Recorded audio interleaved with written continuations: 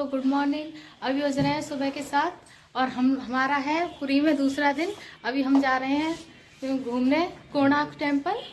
तो चलिए फिर वापस आके हम लोग निकलेंगे गंगा सागर के लिए।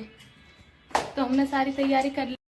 हमने घूमने के लिए बस बुक की हुई है। हमारी बस का टाइम है 7:30 बजे, तो हमें 7:30 बजे तक वहाँ पर पहुँचना है। और ये पैकिंग पूरी कर चुके हैं क्योंकि वापस आके तुरंत हमें स्टेशन के लिए निकलना है, क्योंकि रिजर्वेशन किया हुआ है गंगा सागर के लिए। तो अभी हम चलते हैं।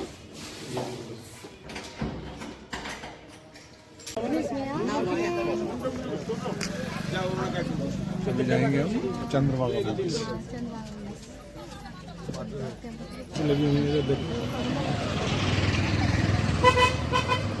पड़ेगा। मैं आपको कुछ टूर का नियम, टूर का सिस्टम के बारे में आप लोगों को बता दूंगा। बाद में टूर के बारे में और स्पॉट के बारे में जो भी जानकारी है वो भैया देंगे, धीरे धीरे देंगे।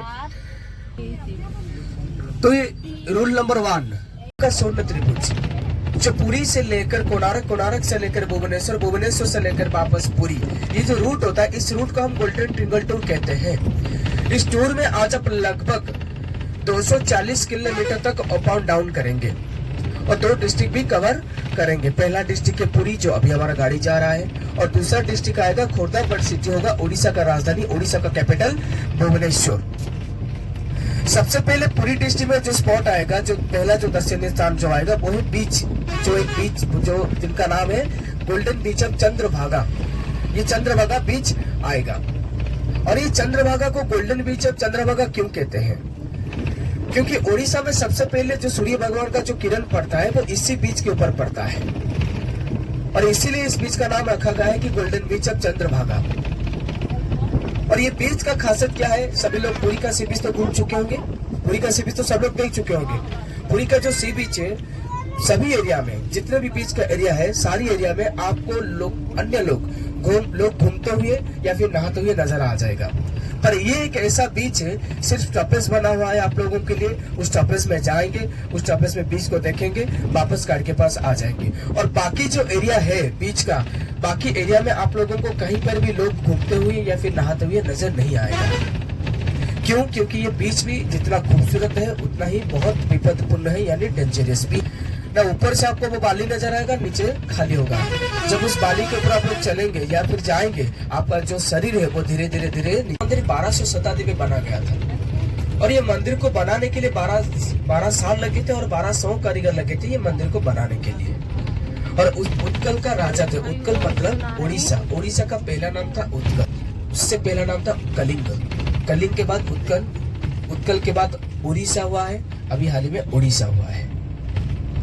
तो उड़ीसा का पहला नाम था उत्कल। राजा थे, राजा का आदेश ये था, ये जो कोणार्क मंदिर है, ये कोणार्क मंदिर 12 साल के अंदर खत्म होना है। अगर 12 साल के अंदर खत्म नहीं करेंगे तो जितने भी लोग काम कर रहे हैं, जितने भी कारीगरी काम कर रहे हैं, यानी 1200 कारीगरों को मृत्युदंड दिया जाएगा। सभी लोग काम पे लग पड़े। मंदिर का काम भी शुरू हुआ, चालू हुआ। 12 साल होने के लिए और भी 1-2 महीना बाकी था। सभी काम खत्म हो चुका था, सिर्फ एक ही काम बाकी रह गया था मंदिर का, वो है मंदिर के ऊपरी भाग में कलश बैठाने का काम, जो किसी के हाथों में भी नहीं हो रहा था। 1200 कारीगर के अंदर सबसे जो मुख्य कारीगर थे उनका नाम क्या था ना, विष्णु महाराणा। विष्णु महाराणा का एक बेटा था जिनका नाम था धर्मपद, वो भी 10-12 साल का था, बच्चा था, छोटा सा बच्चा था, 10-12 साल का। एक दिन उन्होंने अपने पिताजी के पास जाकर के कहा कि पिताजी ये जो कलश बैठाने का जो काम है ये मुझे सौंप दीजिए। पिताजी हैरान हो गए, क्यों नहीं होंगे? क्योंकि ये काम करने के लिए 1200 कारीगर है, उनके हाथों में नहीं हो रहा है, तुम छोटा सा बच्चा अकेला करने के लिए जिद्दी कर रहे हो। पर सबसे पहले ये दोनों साइड में नजर डाली, ये हमारा टूर का पहला नदी है। इस नदी का नाम है भार्गवी। इस नदी का नाम क्या है ना, भार्गवी। आगे जो नदी आपको देखने को, उस नदी का नाम भी भार्गवी है। राइट साइड में नजर डालेंगे तो नदी और सागर का संगम भी देखेंगे। अभी वेदर की वजह से दिखाई देगा नहीं दिखाई देगा ये तो पता नहीं है, पर संगम हुआ है राइट साइड में, थोड़ा सा दूर है। सभी लोग प्रणाम करेंगे उस नदी को देखने के बाद। क्यों आप लोग प्रणाम करेंगे मैं आपको आगे बताऊंगा। इस नदी का नाम भी भार्गवी है। और राइट साइड में सब लोग नजर डालिए, नदी और सागर का वेदर की वजह से आपको दिखाई नहीं दे रहा है। सभी लोग प्रणाम कीजिए।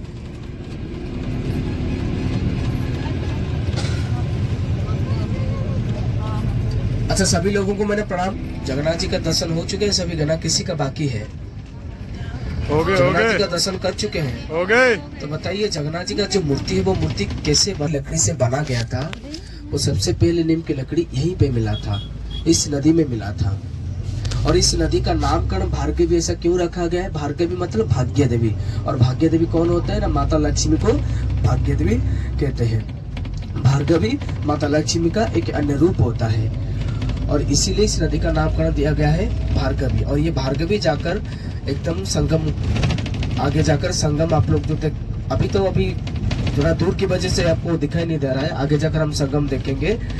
भार्गवी यानी कन्या अपनी बेटी पिता के साथ मिला हुआ है, यानी भार्गवी मतलब जो माता लक्ष्मी है, माता लक्ष्मी का पिताजी का नाम है समंदर, यानी जगन्नाथ जी का ससुर का नाम है समंदर। इसीलिए हर शाम को जहाँ पर स्वर्गोद्वार के पास आप लोग, यहाँ पर कोई स्वर्गोद्वार के लोग बैठे हैं? स्वर्गोद्वार के आसपास कोई होटल में रुके हैं? कोई बैठे हैं स्वर्गोद्वार के आसपास रुकने वाले कोई है? हर शाम लेकर ये गिरी का नाम रखा गया है धौली गिरी, यानी धवल गिरी रखा गया है। धवल गिरी के बाद हमारा गाड़ी नेक्स्ट स्टॉपेज, क्योंकि उस समय धौली गिरी के ऊपर तपस्या कर रहे थे बुद्ध भगवान, यानी बुद्ध भगवान करने के लिए आ रहे थे। इसीलिए जापान की सरकार और भारत की सरकार दोनों मिलकर यहाँ पर बुद्ध भगवान जी का मंदिर जगह देख रहे हैं ना, इसी को कहते हैं चोरावली। इसी की वजह से यहाँ पर कोई भी लोग नहीं घूमते हैं और नहीं भी नहाते हैं। आगे जाकर चंद्रभागा बीच आ जाएगा। इसके बाद नदी का नाम है पुष्पभद्रा। पुष्पभद्रा